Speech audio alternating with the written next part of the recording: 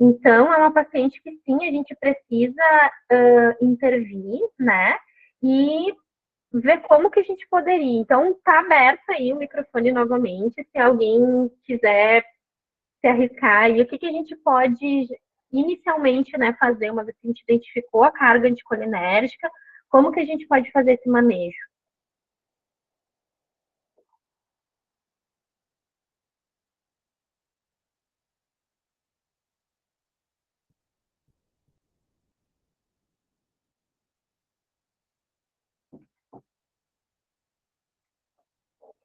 Acho que a primeira coisa, né, gente, é pensar em suspender esse Torcilax e esse Dorflex, né? Identificar por que ela está utilizando e isso aí. Tentar outro medicamento para dor. Por que ela está utilizando esse Torcilax e esse Dorflex? Não adianta a gente só dizer para ela que ela não pode utilizar, porque quem tem dor tem pressa, tinha até um marketing com isso, né? Porque quem está com dor vai utilizar para dor. Então, se a gente não apresentar uma outra solução melhor, essa paciente vai continuar utilizando. Então, a gente explicar, né, que o Torcilax e o Dorflex não são boas alternativas, né? Tentar ali um analgésico, porque tem alguns analgésicos ali em dose menor, né? O Dorflex tem dipirona e o Torcilax, se não me engano, tem paracetamol. Então, tentar, de repente, uma dose maior do analgésico ali, né? 500, 750, ou até 1 grama, no caso da dipirona, para não precisar do relaxante muscular. Às vezes nem precisa de relaxante muscular, às vezes eles usam Dorflex para dor de cabeça, né? Então, identificar bem o que está acontecendo ali, o que a gente pode fazer, tentar outros medicamentos, se for uma questão muscular, né? De repente um plastro, alguma coisa tópica, né? Um gel, enfim, tentar eliminar essa carga anticolinérgica ali do Torcilax ou do Dorflex, que aí já vai baixar de 7 para 4 e já vai estar bem melhor, tá? Dando que vocês estão arrasando aqui no chat, ó. Então, o clonazepam, muito importante, né, gente? Muitos idosos utilizam o clonazepam sem realmente necessidade nem indicação baseada em evidência para isso, né? Então, ali naquele algoritmo que eu mostrei para vocês, a gente consegue ver se realmente é um caso que precisa de clonazepam ou se a gente pode tentar outra alternativa para trabalhar nesse paciente.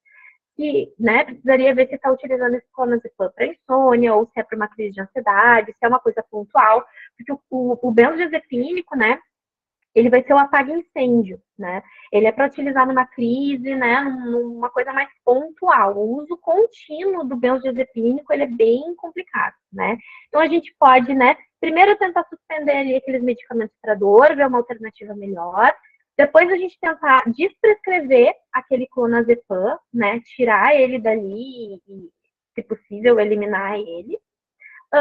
E depois, como bem falou ali o Pedro, tentar um outro antidepressivo, né? Um medicamento da mesma classe, né? Para a gente trocar pela paroxetina. Então, a gente tem até, por exemplo, a fluoxetina, outros antidepressivos ali, né? Ou que vão ter essa mesma ação, que podem ser utilizados também para ansiedade, a gente também escitalopram, que tem uma carga anticolinérgica menor, né? E aí a gente consegue reduzir bem, assim, né? Então, vou ter aqui algumas opções, né? Porque lembrando que sempre vai ser tudo muito individualizado. Então, suspensão da automedicação e prescrição de medicações com menor, de opções, né? Com menor carga anticolinérgica. Verificar a possibilidade de desprescrever o clonazepam.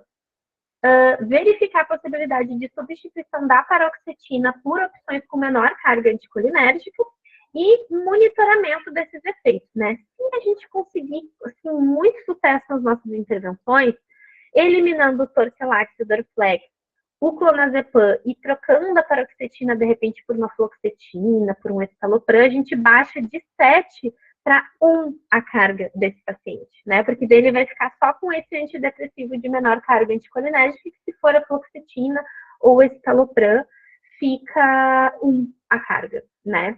E aí, pensando que essa paciente aí tem 65 anos, né? Tem uma expectativa de vida grande ainda, né? A gente livra ela dessa carga anticolinérgica por bastante tempo, né? E aí explicar para ela, olha, Se for uma coisa muito pontual, utilizar um Dorflex, um Torcilax, um relaxante muscular, um antialérgico, coisa assim, não é uma coisa tão crítica, né? Não é um paciente que está ali com muito risco, né, de declínio cognitivo, que está em declínio cognitivo, que está em delírio, então, né, que a gente precisa se preocupar com a carga anticolinérgica de uma maneira mais urgente, não tem problema fazer um uso pontual. Agora, o uso crônico, né, desses medicamentos, né, dessa carga anticolinérgica alta na prescrição do paciente, é muito complicado por esses motivos que a gente falou. E isso é uma coisa que é muito recente, né? Nos últimos anos a gente tem visto essas exceções e muitos dos prescritores não dão tanta bola, né? Não por mal, né? Porque realmente não sabem.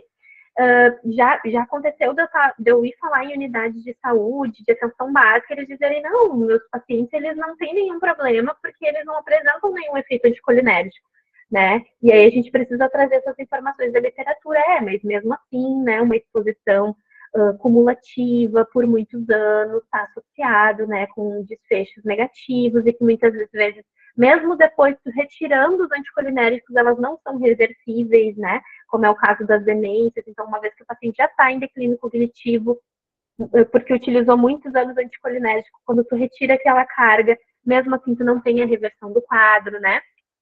No caso do delírio, quando é por uso de anticolinérgico, aí muitas vezes sim, né, porque o delírio é um quadro agudo, mas tudo isso, então, a gente precisa ir trabalhando, né, com a equipe e também com os nossos pacientes, né, quando a gente fala de automedicação, né, alertar eles, olha, aqueles antigripais que eles adoram utilizar um monte, assim, seguida a gente escuta, né, eu percebi que vou ficar doente e começo a usar o antigripal como se fosse um preventivo, né? E aí tu tá te expondo aquela carga anticolinérgica. Então também é importante, porque muitas dessas associações com antigripais têm descongestionante, né? E tem uma carga anticolinérgica alta, às vezes tem antialérgico também.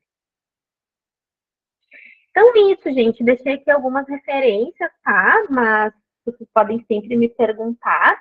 Eu tenho o Instagram lá da empresa, que é o Farma de Idosos, que eu costumo compartilhar bastante coisa, principalmente sobre cuidar da pessoa idosa. Anticolinérgico até não é uma coisa que eu falo tanto lá, porque é uma coisa mais específica, mais técnica, né? E não conversa tanto com o pessoal que me acompanha lá. Mas fiquem bem à vontade para me acessar por lá ou como acharem melhor.